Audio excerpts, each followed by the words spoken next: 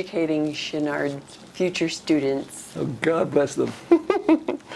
All right. Could you tell us about your experience at Chenard? God. It started with my sister, the experience with Chenard, that Susie and I would argue. We were, this was years ago, the 40s. And when Susie went to Chenard and stayed with Uncle Eric on Franklin Avenue, and when she brought her folio, I was so impressed. I went to Chenard. I mean, I went that summer to look.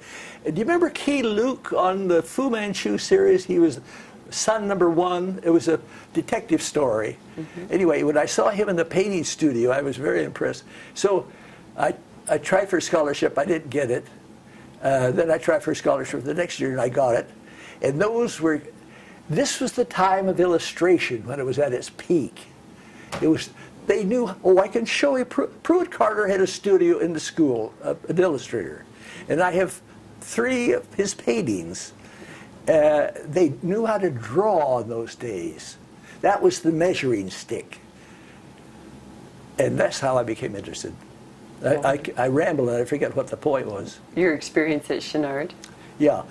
So, oh yes, I went, I had a scholarship the second year, and then the war was coming in and a lot of the boys were being drafted, so I had to have a physical, and the doctor said, do you want to go? And I said, no, I have a scholarship. He said, all right, I'll defer you. He was a gynecologist, bless his heart. So I got to go to Chenard the second year, and then I went in the Army for almost 4 years. That was the best thing that could have happened to me. Really? Then I came back and went to Chenard, but it was changed. It was not the same. And that's when this powerhouse, Rico LeBrun, was teaching over at Jepson School on 7th Street. Dynamite. Dynamite. But that was not Chenard. Okay. All right, well, thank you. Can you tell us about Nelbert Chenard?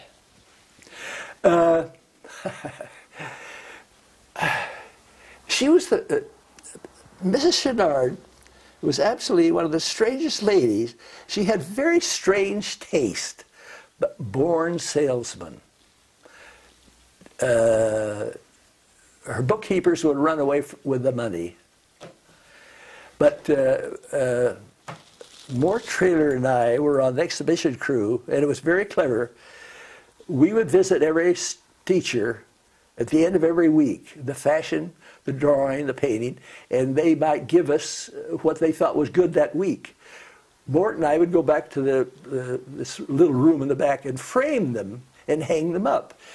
The idea was for the student to get on the wall, because look at that bastard, that's a damn good drawing. I want to get, boy, I can't go that far. Anyway, so she would take these, she would say, I want a group, I'm going to see this art high school. So we give her some examples and she goes and sells. And I think it was the first year, to go to art school for 1 year cost $350. That was a big amount of money. Boy, I think my grandfather at that time had died and left me 99. So made it easier for Dad. But she was a remarkable woman. Yeah. Drive. Can you tell me a little bit more about how she was? 3, 2, 1. Oh, how was she remarkable? Oh, yes. She was slightly naive. I mean, I was shocked. When I came back, I was very fortunate being in the Army. I was in the Signal Corps. And when I was in the Signal Corps, I was usually in the art department, or I had an art department. And I visited Picasso and Brock and Brancusi and Christian Berard. No one knows about Christian Berard. Anyway, I told Mr. Chenard, I said, yes, I got to see his student. And she said, did Picasso give you a drawing? I said, oh, come on, Mrs. Chenard, please. So I said, no, I'm sorry. She was disappointed. That's the end of Mrs. Chenard. All right. Can you comment on maybe how she